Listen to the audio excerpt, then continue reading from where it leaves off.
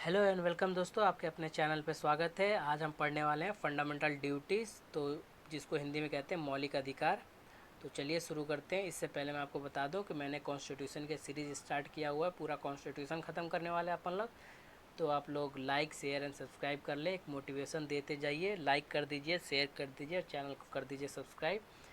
तो हम आज देखने वाले हैं जुडिशरी, लॉ, बीपीएससी, एमपीपीएससी जितने एग्ज़ाम हैं आपके, उसके हिसाब से हम पढ़ने वाले फंडामेंटल ड्यूटीज़। इसके अलावा कोई हट के इससे आएगा नहीं कॉन्सेप्ट। देखिए, सबसे पहले क्वेश्चन आता है कि किस पार्ट में लाई करता है। तो ये कॉन्स्टिट्यूशन के पार्ट 4A में लाई करता है, यानी कि पार्ट चौथा क में लाई करता है। किस आर्टिकल में आता है? तो आर्टिकल 51A 51A में आता है फंडामेंटल ड्यूटीज़।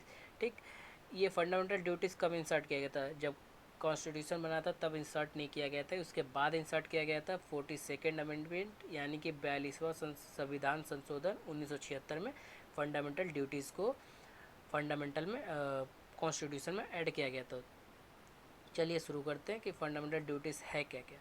तो देखिए, फंडामेंटल ड्यूटीज़ क्या है। पहला ड्यूटीज़ है कि हमें हमारे कॉन्स्टिट्यूशन को अबाइड करना है, यानी कि कॉन्स्टिट्यूशन का सम्मान करना है। नेशनल फ्लैग जो है हमारा तिरंगा झंडा, उसको सम्मान करना है।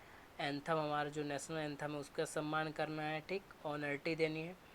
Cherish and flow inspired idea. Cherish and flow inspired idea का मतलब अच्छी आइडिया फॉलो करना है, यानी कि थेफ्ट वगैरह नहीं कमिट करना है, या फिर कोई गलत आइडिया फॉलो नहीं करना, विचार फॉलो नहीं करना देश के प्रति। ठीक, protect sovereignty, unity and integrity. देखिए, आप देश के लिए सोवर्निटी यानी कि देश की संप्रभुता का ध्यान रखेंगे, यूनिटी एकता का ध्यान रखेंगे, यानी कि भाईचारा रहना चाहिए। डायरेक्ट कहना चाहता है कि हिंदू मुस्लिम भाई भाई। एंड इंटीग्रिटी रहना चाहिए देश के अंदर। Defend defend country. देखिए, डिफेंड कंट्री का मतलब कंट्री को हमेशा डिफेंड करें, बचाएं। अगर कोई बुरा बोले तो उसे बचाएं, कि बताएं कि हम फेवर में बताएं कि हमारी कंट्री अच्छी है, इसके बारे में ये अच्छा है। Spread harmony unity.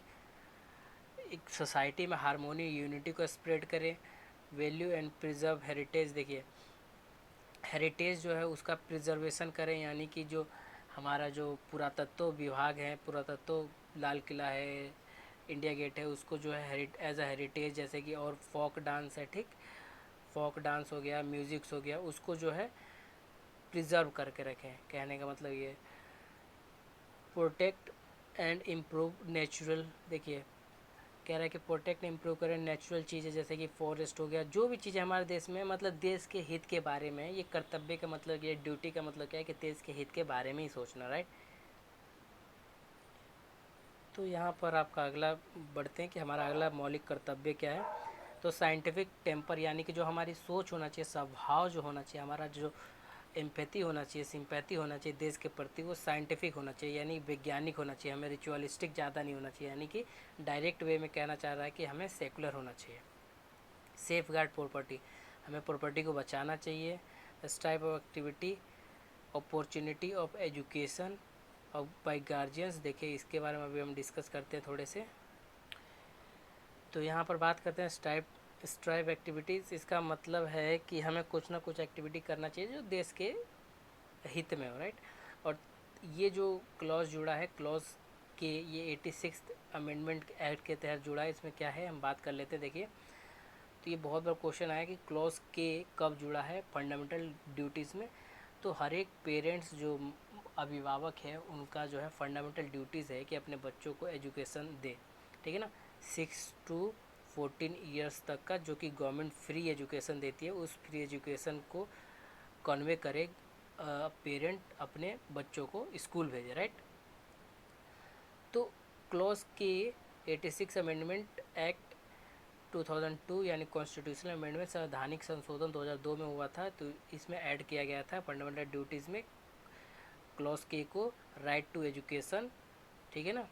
और ये कि कौन से लॉ रिपोर्ट के तहत हुआ था? 165 लॉ रिपोर्ट। अगर आप लॉ से रिलेटेड पढ़ रहे हैं, आप जुडिशरी की तैयारी कर रहे हैं या फिर एस्पिरेंट है, तो आप देख लीजिए लॉ। अगर लॉ में पूछेगा तो 165 लॉ रिपोर्ट के रिपोर्ट में पेश किया गया था इस बिल को। और अगर आप कॉन्स्टिट्यूशन पढ़ रहे हैं, अगर आप नॉर्मली बीपीएससी, एमपीपीएससी, एमपीपीसीएस और भी यूपीएससी वगैरह तैयारी कर रहे हैं, तो ये इंपॉर्टेंट होता है। लॉ उनके लिए इंपॉर्टेंट नहीं होता, राइट। तो मैंने आप लोगों को दोनों बता दिए।